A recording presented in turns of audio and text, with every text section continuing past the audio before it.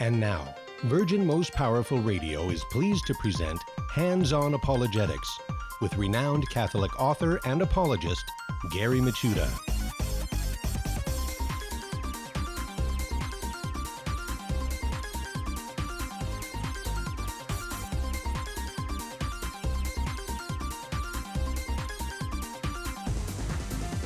And welcome, everybody, to Hands-On Apologetics. You have entered into Virgin Most Powerful's Apologetics Dojo, and it's great to be with you today. And got a great show in store for us because we're going to have Elijah Yasi come on the other side of the break, and you may remember him. He is a really good apologist focused on mainly on Catholic Orthodox issues, but also on issues with the papacy and infallibility.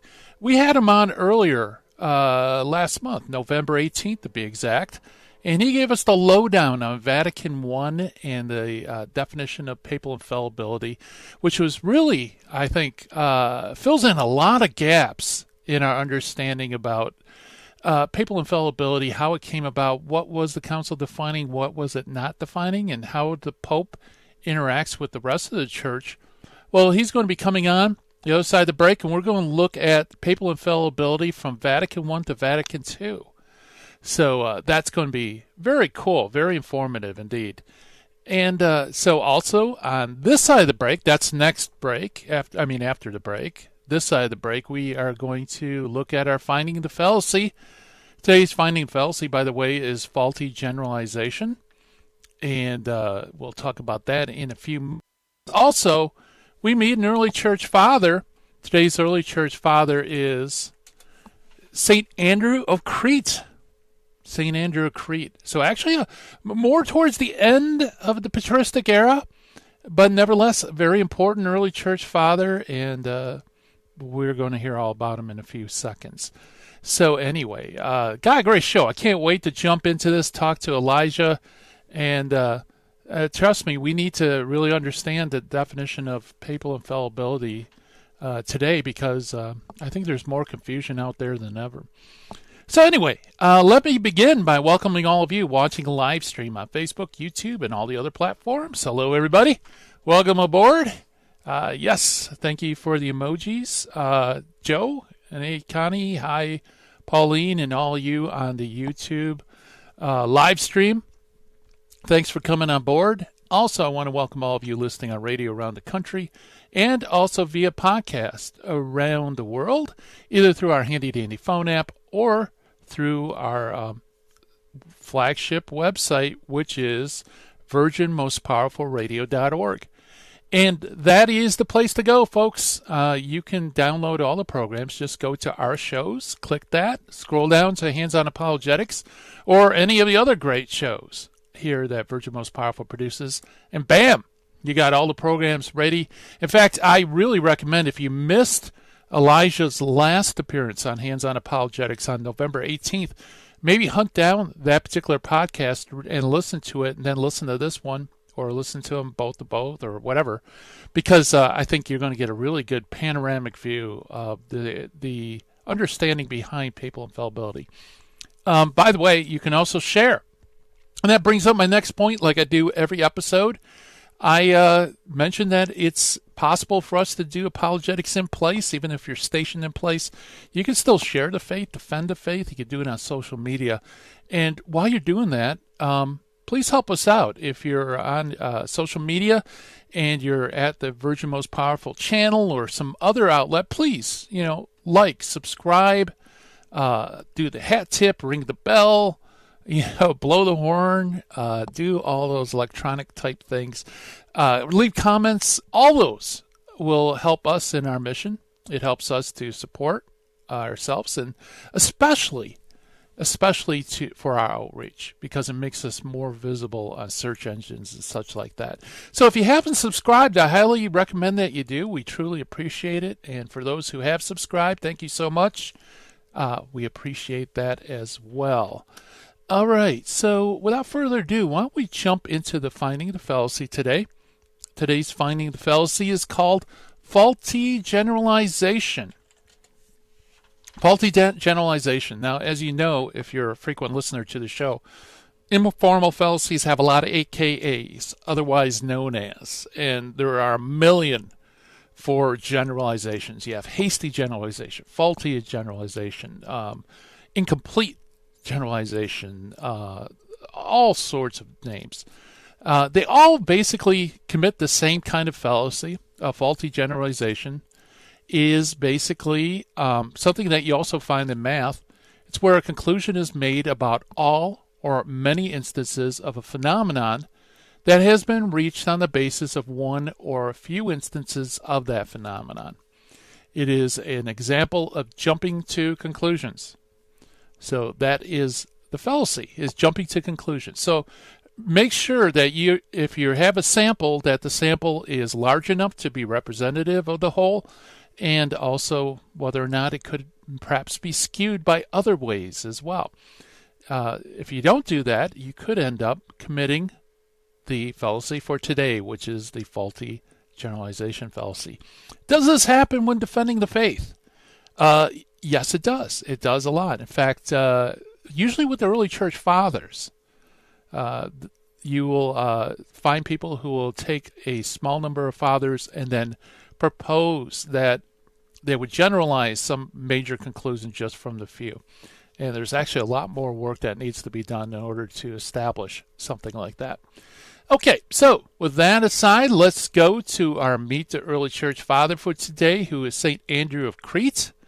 St. Andrew of Crete is also called Andrew of Jerusalem. He is reckoned among one of the principal composers of hymns in the Eastern Church. He was born at Damascus about the year 660 A.D., became a monk in Jerusalem at the Monastery of the Holy Sepulchre at the age of 14 or 15, and was ordained a deacon at Constantinople in 685. About that year, 692 A.D., he was made Archbishop of Gortyna in Crete. I know I probably butchered that name.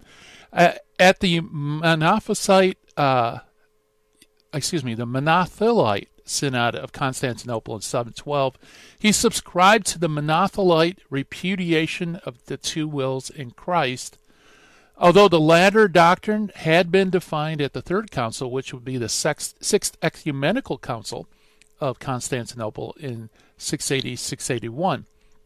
In the following year, 713, perceiving his error, he retracted and presented to the archdeacon there in Constantinople a profession of faith against Nestorianism, Monophysitism, and Monothelism.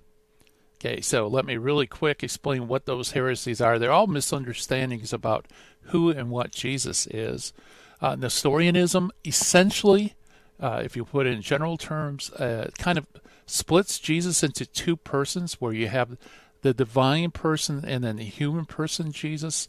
Monophysitism is a heresy where the two natures of Christ are so combined and mixed together that Christ actually is kind of a third kind of nature, a divine human nature. And monothelism is the heresy where Christ's two wills, his human will and the divine will, is denied, and instead there is just one will. So he made this profession of faith against all three of these misunderstandings, these heresies. And in later years, he was much engaged in the struggle against iconoclasm, that is, the denying that it's appropriate to use images in association with worship. And that also he made him opposed to the Emperor Leo the Assyrian. Andrew died on July 4th, 740. Among his literary remains are a substantial number of homilies and sermons, most of which are judged authentic, and perhaps best remembered, however, for his numerous metrical compositions in the nature of hymns. So the homilies of Andrew, there are 24 extant homilies, and there's a lot of fragments also that have been preserved by the early church from Andrew of Crete. Let me give you a sample from one of these homilies. He did a homily on the Nativity of Mary. He says, quote, "Today the pure, noble birth of men receive anew a gift of its first formation by God, and is registered as it was. Today, the reformation of our nature begins, and the aging world is transformed anew to a divine likeness and receives the beginnings of a second formation by God. So, of course, very, very powerful homily on Mary with the Nativity. Now, also, he composed what's known as canons. Among the poetical works of St. Andrew of Crete, there's a profession of faith in 128 iambic trimeters to the Archdeacon Agathon. And there are also metric works of two principal forms, the canons and the Ideomela, I believe it's pronounced, which are short hymns that have their own melody. And among the hymns, guess what? He has a couple that are assigned towards Mary, of course. And it's the canon of the Nativity of the Blessed Mother. Ode number 4 says, "Today, O Savior, you have given to pious and fruitful offspring of her womb your immaculate mother," which is a very, very important text in regards to Mary being immaculate. Okay. Also in Ode 5, he says, "O Virgin undefiled is your birth." So certainly, Andrew of Crete points again towards this belief that Mary is sinless. And also, by the way, points in the direction of ultimately her immaculate conception. And that is our early church father for today, St. Andrew of Crete. Coming up on the other side of the break, we're going to have Elijah Yasi come on. We're going to talk about papal infallibility from Vatican I to Vatican II. You don't want to miss it. Stay tuned, folks.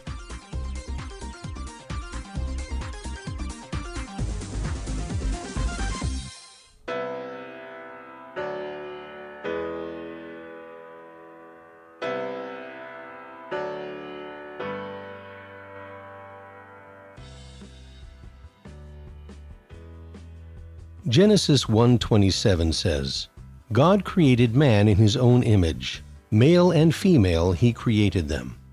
According to Pope St. John XXIII, it is not true that some human beings are by nature superior and others inferior. All human beings are equal in their natural dignity. May God help us to look upon everyone as a person created in His image and likeness, and treat everyone the same without favoritism or prejudice.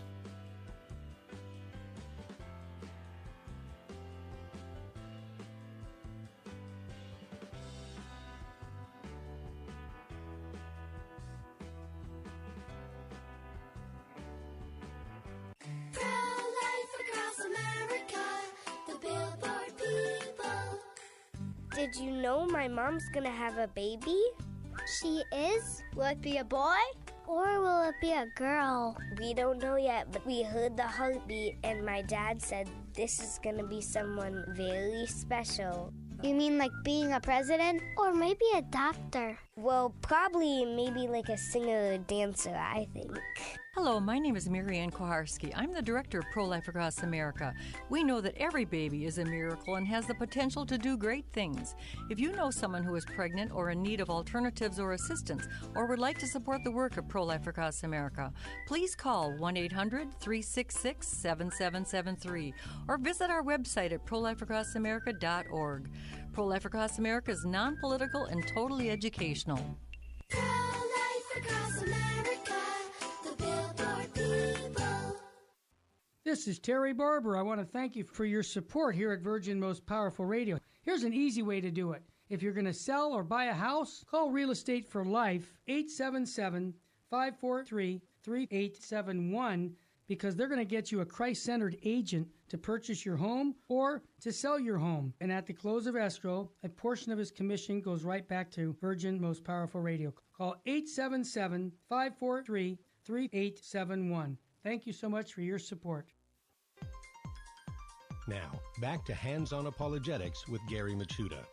If you'd like to join the conversation, call 888-526-2151. Here's Gary. And welcome, everybody, back to Hands-On Apologetics. We are going to talk about papal infallibility. And, man, if there's ever a time to have a good, sharp understanding of the role of the Pope in his teaching office in the Church and what is infallible and what isn't, and how did that develop, and what relationship does the Pope bear in relation to other bishops? It's now. And to help us do that, we have our good friend Elijah Yasi with us. As you know, Elijah is part of the posse over there on reasonandtheology.com. He's with Michael Lofton, Eric Ibarra, and, of course, our good friend William Albrecht. And so he's always on there as a, I guess, just part of the gang.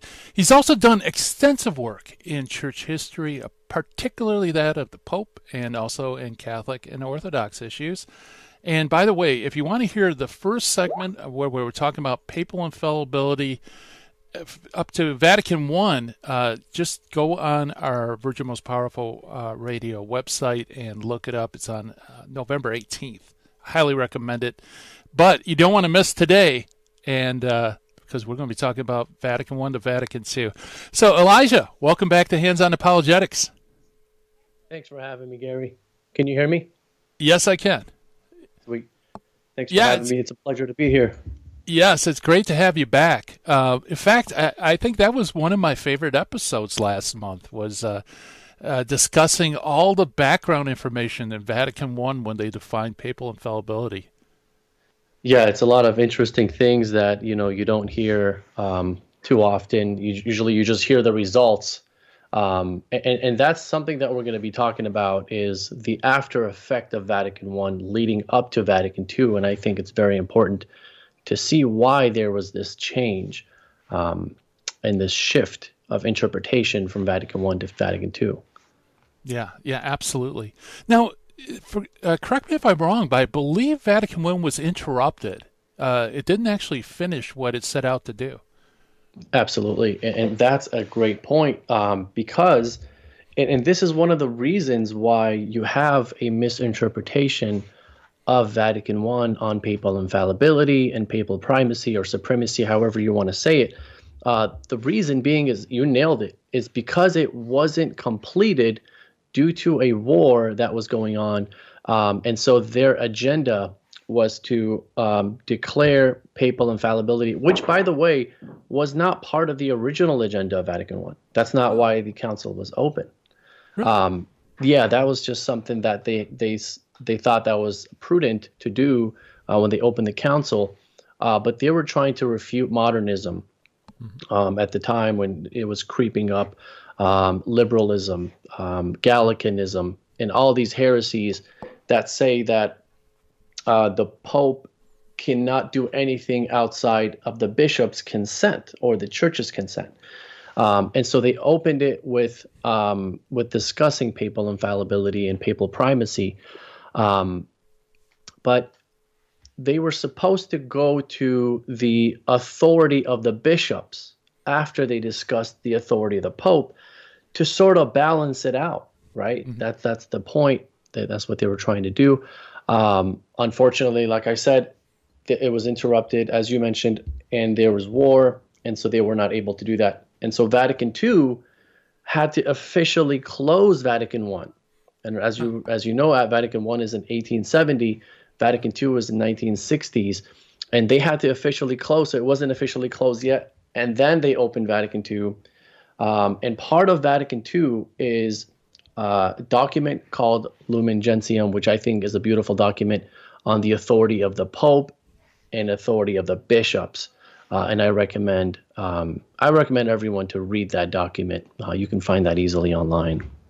Yeah, that's fascinating. I didn't know about the official closure of Vatican I. So the council, Vatican I was interrupted, and so at least they defined papal infallibility.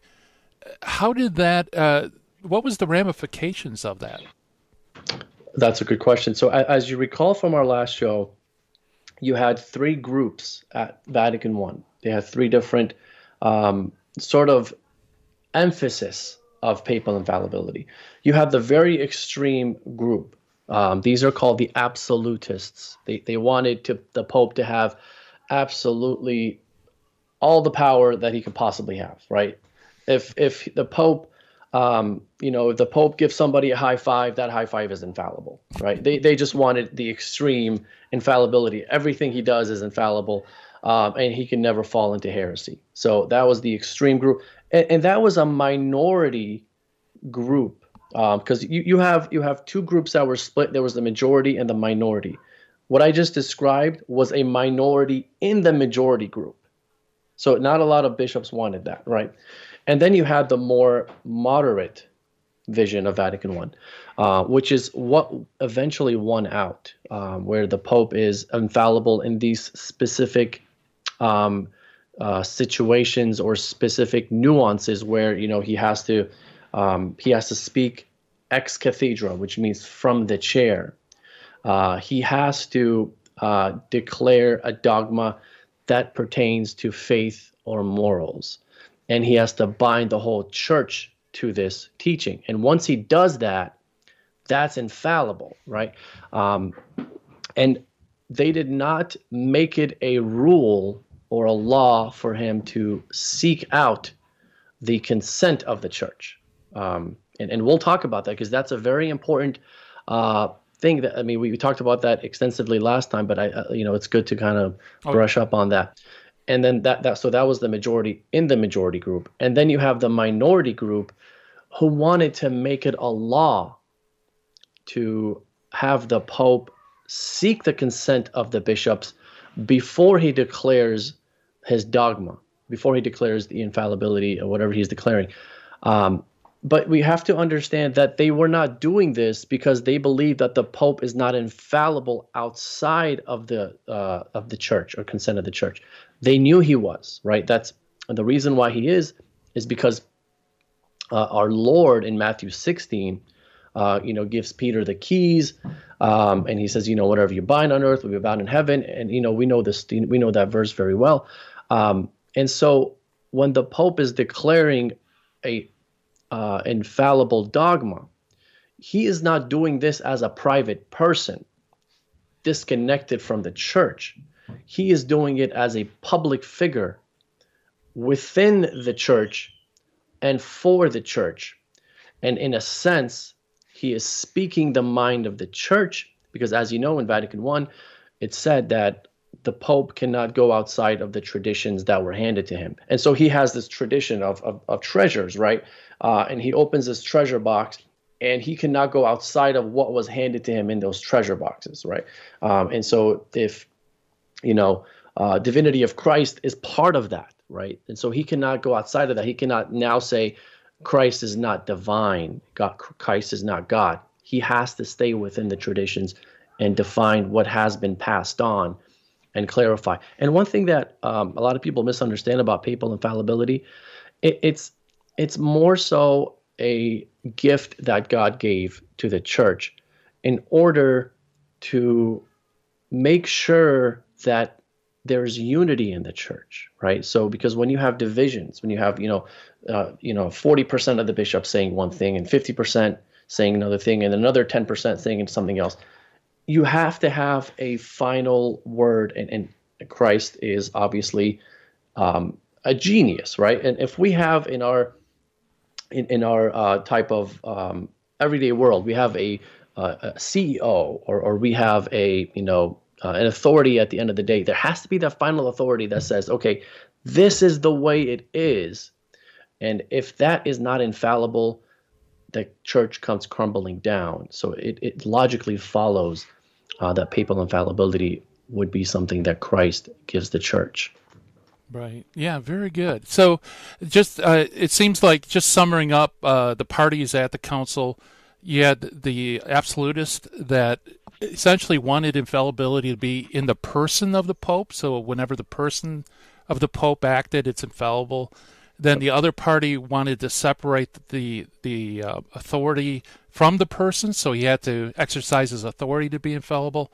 And then the third party would be that he has to, I guess, get ratified by the rest of the church? Okay. Yeah, so they wanted the Pope to seek out the consent prior to the definition. Now, they understood that once the definition is made, you don't need the consent of the church, right? And we'll talk about that. That's because Vatican II emphasizes the reason why that is, right? Because a lot of people misunderstand when they read the Vatican I document. It says the infallibility of the Pope, when he declares something, does not need the consent of the Church, and they say, well, look, the Pope can say whatever he wants, and the consent of the Church is not important. That's not what it's saying at all, and we'll talk about that as the show goes on. Yeah, very good. Yeah, so the moderate party won out as far as the definition is concerned. So the Pope has to exercise his office in specific ways in order for something to be considered infallible.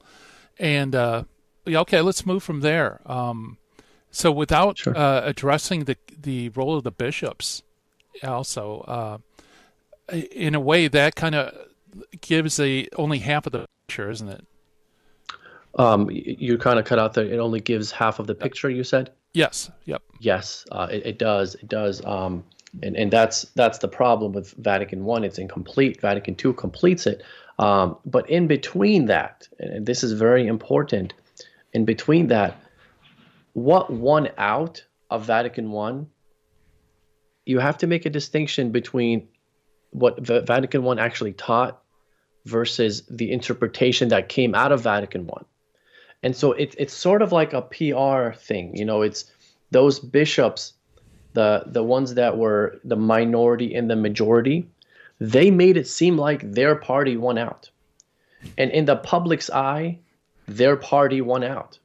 And that's why you have what you have today, is you have, if the Pope says anything, off the cuff, everyone's like, losing their minds out of it, because that mindset from Vatican I is what won out. But Vatican I did not teach that.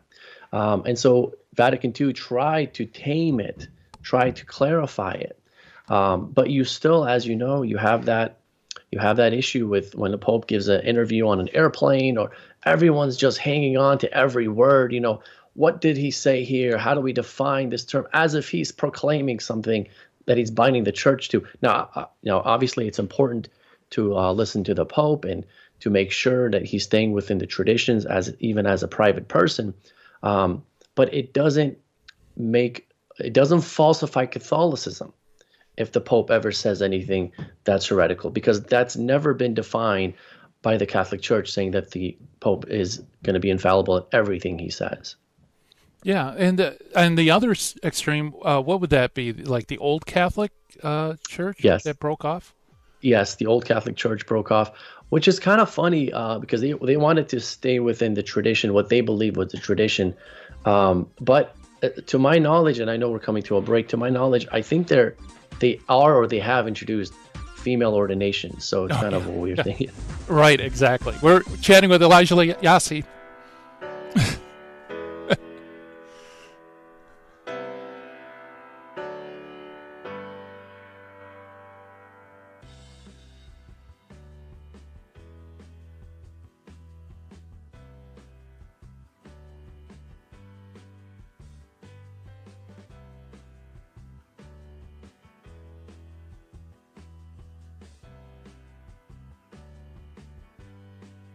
Logan, what has Virgin Most Powerful Radio done for you? Well, Virgin Most Powerful Radio, I got to say, I've been a listener for about a year now, and it's really helped me grow closer to my faith, and the fact that I'm listening and I'm getting unsugar-coated, clear, charity with clarity Catholicism. And it has really helped me even, grow so much deeper in my faith as a young man and discern the priesthood and have a love for Jesus Christ. And this is so seen on the Terry and Jesse show on Virgin Most Powerful, the unsugar-coated, clear truth of our Catholic faith that is so lacking today. It's almost like the Terry and Jesse show. It's the orange juice Catholicism. It's filling things up. I just need to give them a shout-out, my praise. I'm just so appreciative. It's just really helped me, and I know people want to hear this. It inspires me to want to speak it, and it inspires me to even go as far as discerning the priesthood to think I should speak this. We need to stand up for our beautiful faith. This is the unsugar-coated beauty, and this is just what I've seen on the Terry and Jesse show. I encourage so many listeners to start donating and support this cause. It has just truly impacted my life, and all I just want to give is some praise to it.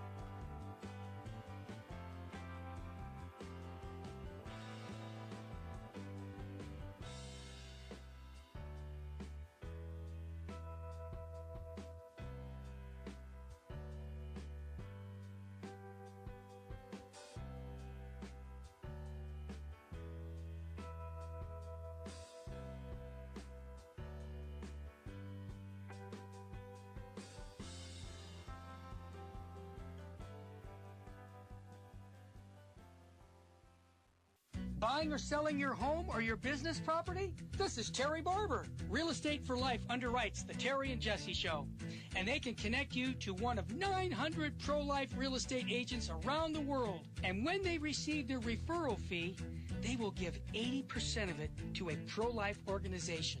Wow, that's 80%. realestateforlife.org, 877-LIFE-US1. This is Jesse Romero. You're listening to Hands On Apologetics with Gary Machuda on Virgin Most Powerful Radio. And welcome back, everybody. Hands on Apologetics. We're chatting with Elijah Yasi about papal infallibility from Vatican I to Vatican II. And, it's interesting that, the split-off group that calls themselves Old Catholic, they really became theologically all over the map, very liberal in some aspects. Yeah, absolutely. And that was a shock to me to hear. I thought they'd be more like the, instead of a Conte where they try to keep everything right. the way it was. But no, they went off the other way, and it's very interesting. So we have to understand that minority group in Vatican I, they were not the Old Catholics, because the minority group remained. A lot of them remained with the in communion with Rome. Those bishops. There were some that became the Old Catholics. So we have to make that distinction.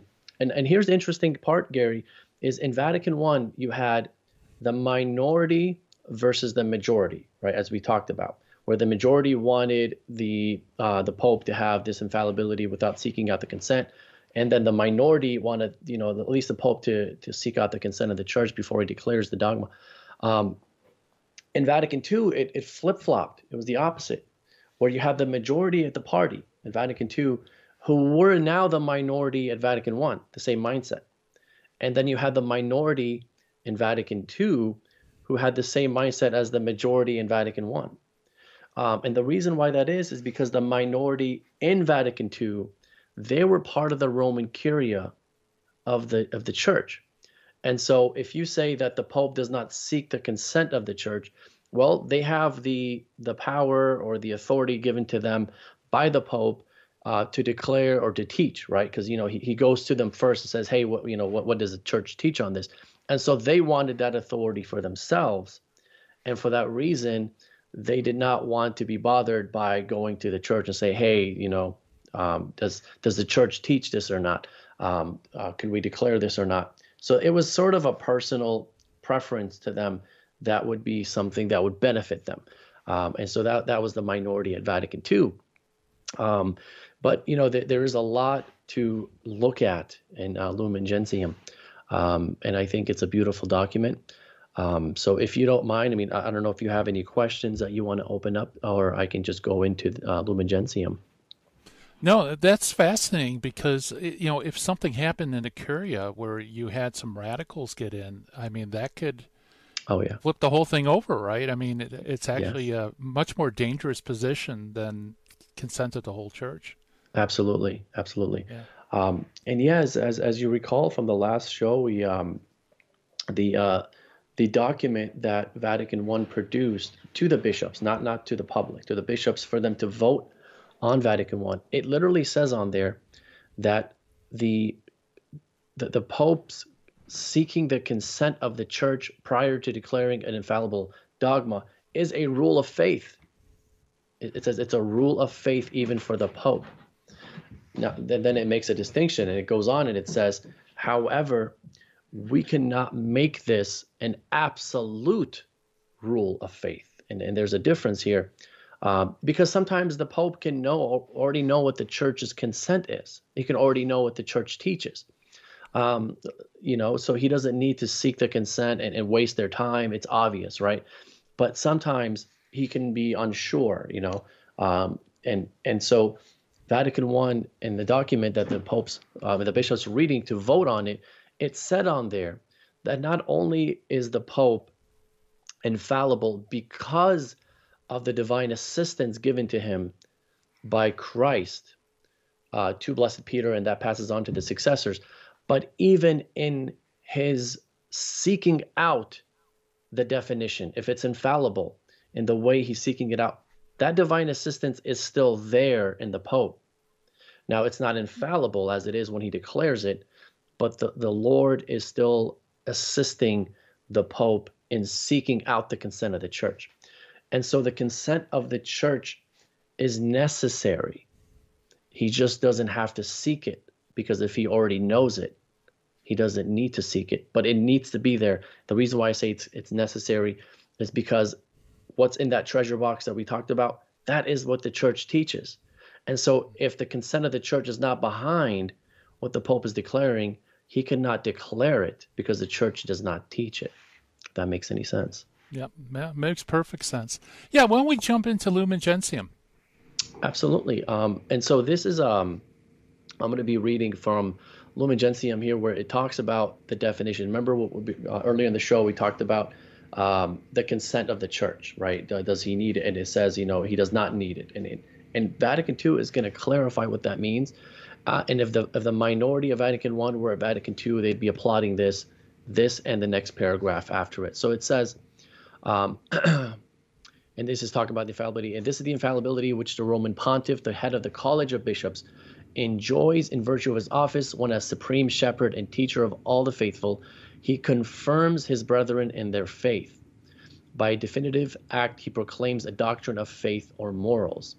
And here's the crux, and it says, and therefore his definitions of themselves and not from the consent of the church are justly styled irreformable, since they are pronounced with the assistance of the Holy Spirit, promised to him and blessed Peter, and therefore they need no approval of others, nor do they allow an appeal to any other judgment. For then the Roman Pontiff is not pronouncing judgment as a private person, but as the supreme teacher of the universal church, in whom the charism of infallibility of the church itself is individually present. He's expounding or defining a doctrine of Catholic faith. So in other words, what it's saying is the reason why the consent of the church, the reason why his dogma, the proclamation, it's not the Pope himself that's irreformable. It's what he's declaring that's irreformable. So we'll take the example of the Immaculate Conception that he proclaimed in the 1850s. When Pope Pius IX proclaimed that, he sought the consent of the church first, right? It's a perfect example of the way it's supposed to work. He sought the consent of the church first, and then when the church was in agreement with the dogma, then he declared it. Okay, so now that he declared it, now it is irreformable. When I say it, I'm not saying the Pope, I'm saying the dogma itself is irreformable.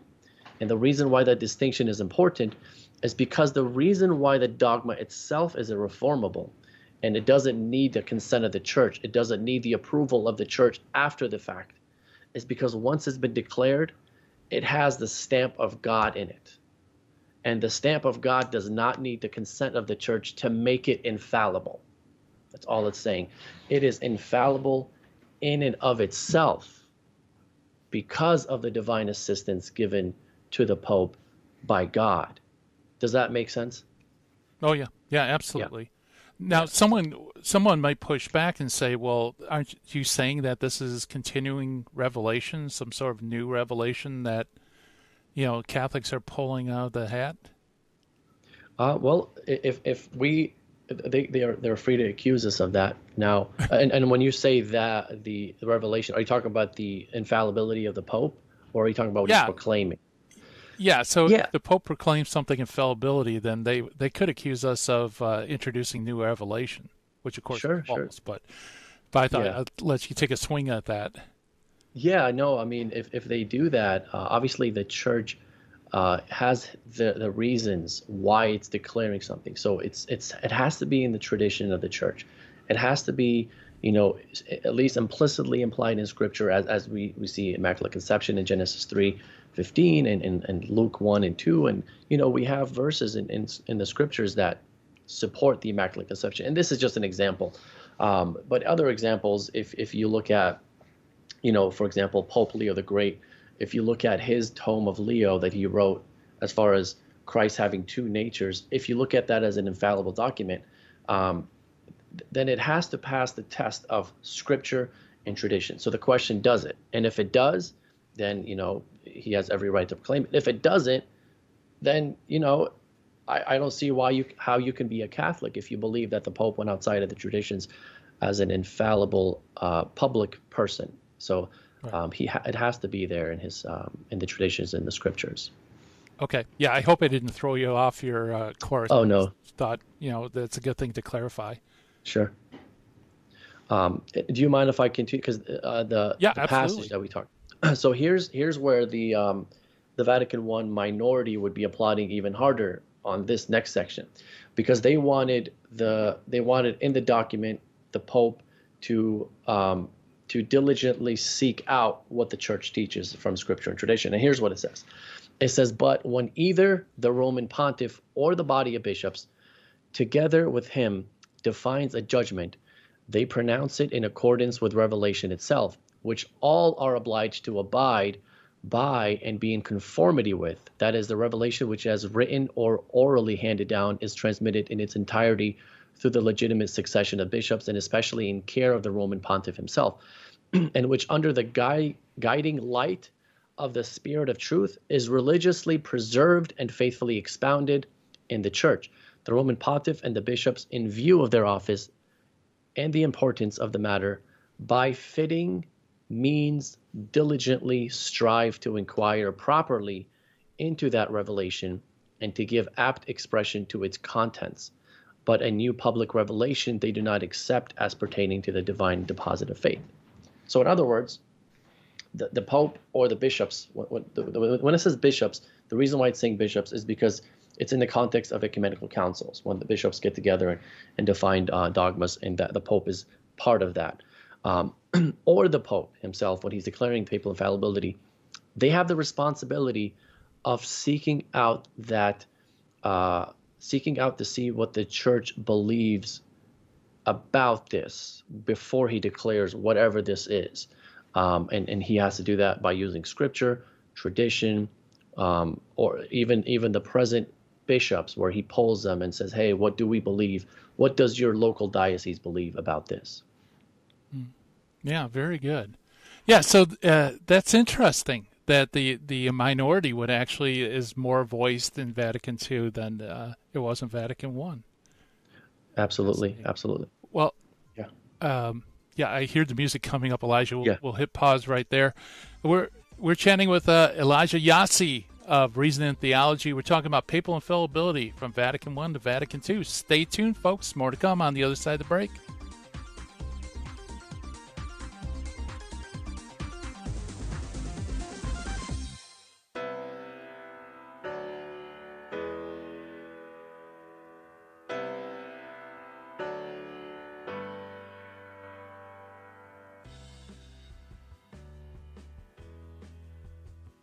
Logan, what has Virgin Most Powerful Radio done for you? Well, Virgin Most Powerful Radio, I got to say, I've been a listener for about a year now, and it's really helped me grow closer to my faith, and the fact that I'm listening and I'm getting unsugar-coated, clear, charity with clarity Catholicism. And it has really helped me even, grow so much deeper in my faith as a young man and discern the priesthood and have a love for Jesus Christ. And this is so seen on the Terry and Jesse show on Virgin Most Powerful, the unsugar-coated, clear truth of our Catholic faith that is so lacking today. It's almost like the Terry and Jesse show.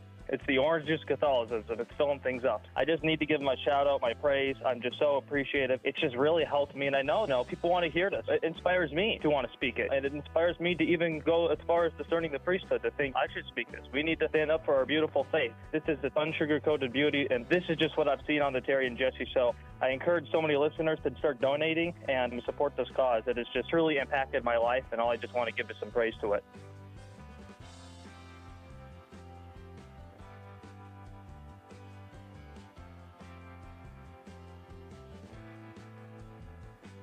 If you shop on Amazon.com, there's an easy way to support Virgin Most Powerful Radio. Just visit smile.amazon.com and type in Catholic Resource Center under the desired charity. Now, when you log into your Amazon account and purchase products, a portion of it will automatically go to support Virgin Most Powerful Radio at no cost to you. Thanks in advance for supporting CRC and VMPR. And may God richly bless you and your family.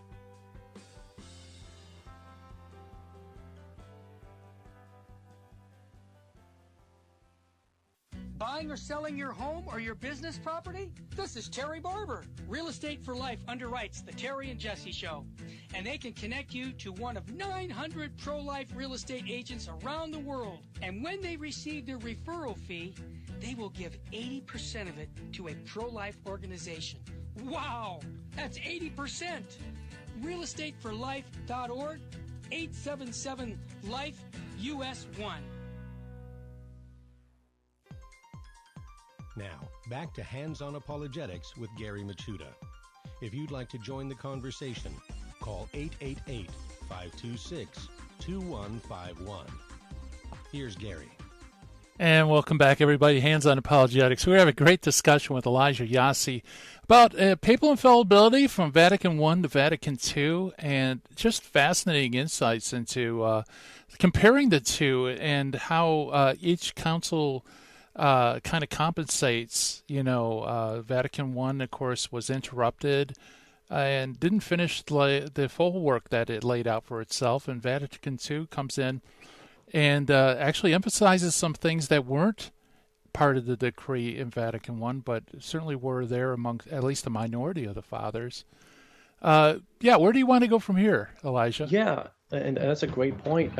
So with Vatican I, they were there in the document that the bishops were reading, and that's the document called the Relatio of Bishop Gasser. But in Vatican II, they made it part of the document in the council. Now, one can say that Vatican II didn't go far enough because it still, at the end of the day, did not make it a requirement for the Pope to seek out the consent of the Church prior to his declaration, right? So he still can declare something without seeking out the consent, but it made it a emphasis for him to do that, right? And here's the important reason why it cannot make it a requirement.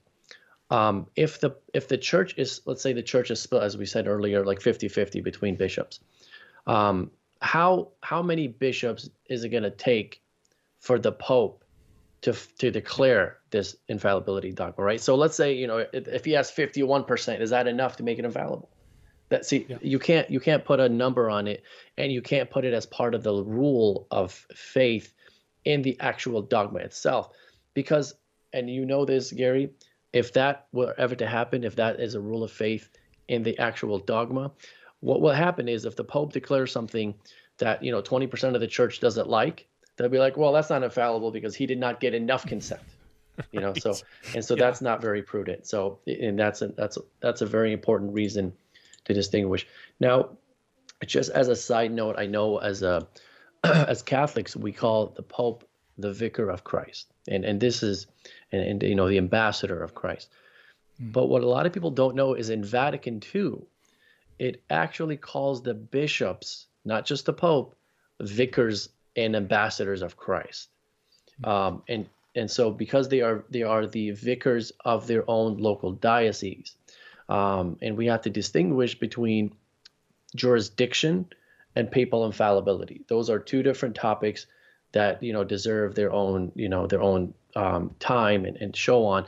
But we're talking about papal infallibility. But I just wanted to emphasize that and point out that in Vatican II, because the local bishop has jurisdiction in his local diocese, he is called the vicar of Christ in his office and in that local diocese. So that's important, and he's free to come up with rules in his diocese, right? And he should not be interrupted with that unless he steps outside of that of what the church has put in place of him not to go outside. If he goes outside of that, then the Pope steps in and says, hey, that's not what we're supposed to do. Now, and to be able to, in my opinion, this is one of the most beautiful documents to read on the topic of the papacy is Pope St. John Paul II's Ut Unum Sint. Okay, so this is a document he wrote to the East, and when I say East, to Eastern Orthodox and Oriental Orthodox, defining and interpreting and showing what we teach as Catholics today on the papacy. And the most beautiful thing about it, and he is going back to Vatican I, he is going back to Vatican II. What do we teach? The most beautiful thing about it is this idea that the Pope, in his authority, does not have dominion over the bishops. That's not how it's supposed to be looked at, as if like he's in this it's in this pyramid where he's at the top and he's ruling everyone on the bottom. That's not the right idea. And as you know that, Gary, it's the fact that the Pope is the servant of these bishops. He's the servant of the servants of God. And the reason why that's important is because Christ lays it out for us. If you want to be first, you must die for the ones that you are ruling, right? And so that's what he did as an example. And the Pope, in his example, he is to mimic and imitate the Lord. And when he is ruling as a servant. And so he is only ruling what is necessary to be ruled. And if he does not have the proper authority to say, it's not supposed to be willy-nilly. It's supposed to be, when it's necessary. And so when let's say a bishop in a local diocese, he's teaching that Christ is not divine. The problem is there has to be a higher authority that says you must teach that Christ is divine, because that's what we've always taught. And so it's in service of tradition. It's in the service of the church that he does this. He's not doing this to be a ruler over that bishop, if that makes sense. Yeah. No. Yeah. Perfect sense. Yeah. Yeah. So, we often forget if there is a hierarchy, it's really it's in first pyramid, right? It's the Pope is the servant of servants. He's not the Lord of lords. Yeah. Yes, absolutely. Yeah, and that's a great point. And that's a difference in the way Vatican I was interpreted versus what Vatican II did. And the most beautiful thing that Vatican II did is, as you mentioned, so we have the pyramid where Christ builds his church on Peter. And then from there, that's the foundation of the church on the, and it continues on to the apostles. That's not the right idea of how it worked. The way it is supposed to be looked at is that Christ built his church on Peter and the apostles, right? It's not just Peter, it's Peter and the apostles. And so it's supposed to be this center, a circle of bishops. And the center of that is where the Pope is. And he draws all into one church, all into this unity, because he's representing the universal head of the church. He is the universal head of the church, but he's representing Christ as the universal head. And he's drawing all of them to him. And if you're not part of this circle where the Pope is in the middle, in the center of it, you're not part of the church in a complete and whole way. So and that's important, because now you when you hear the word college of bishops, you don't think of the bishops outside of the Pope. What the college of bishops mean is you have all the bishops, including the Pope, in the center of it. And if you don't mind, I do have a little passage to read from Pope St. John Paul II from the document that we talked about, where he defines what the infallibility is. And I don't mean define formally as, papal infallibility, but he kind of expands on what it means and how it is related to the church. He says, the infallibility promised to the church resides also in the body of bishops, when that body exercises a supreme magisterium with the successor of Peter. To these definitions, the assent of the church has never been wanting. I'm so sorry, Gary. I'm reading the completely wrong thing. He says, welcome to my world. Oh, yeah, I bet.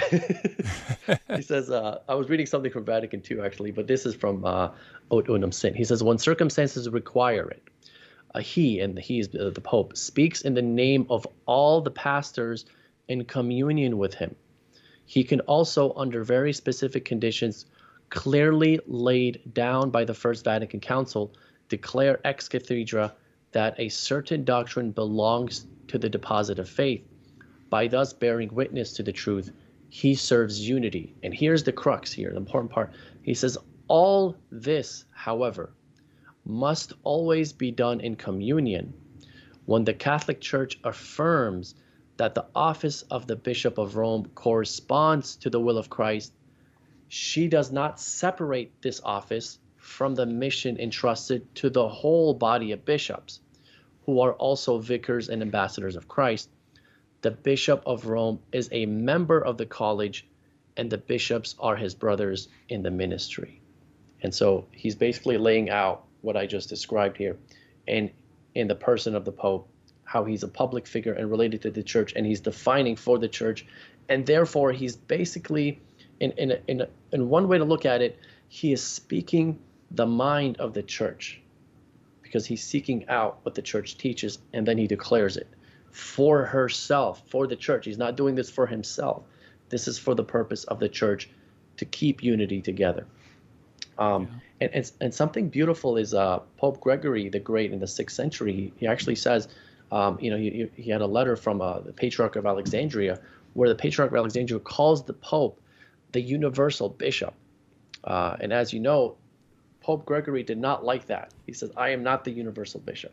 Because what that would mean is that I am the bishop in every local diocese in the whole world. I am only the Bishop of Rome.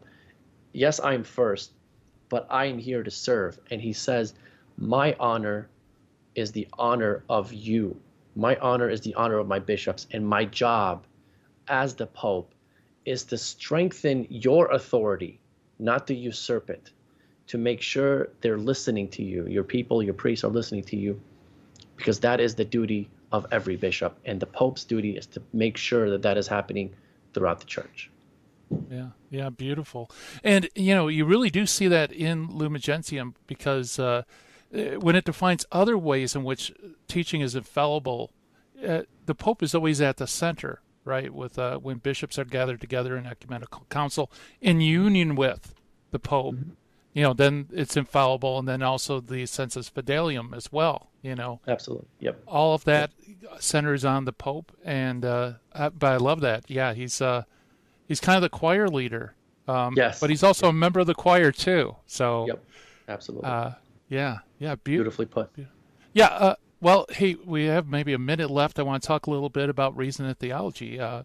What's cooking over there on reasonandtheology.com? Oh, I mean, as you know, Gary, we have shows almost every day. We had Dan Wallace last night. It was a great show. But we have a lot of great guests coming up, and I recommend going on reasonandtheology.com, and more importantly, Reason and Theology on YouTube, and subscribing there, and you'll see a lot of great content. Excellent. Well, Elijah, thank you so much for coming on. This is great. Thanks for having me, Gary. It's always a pleasure. All right. Thank you. That's Elijah Yasi, and check it out, Reason and Theology. Go on YouTube. Great programs. But, man, the hour's flown, though. It's time for me to shut down the Midwest Command Center here, turn off the dojo lights. But thank you so much for listening. But never fear, Terry and Jesse will soon be here with the Terry and Jesse Show. High Impact Catholic Talk coming at you. Thank you so much for listening, and I'll talk to you tomorrow.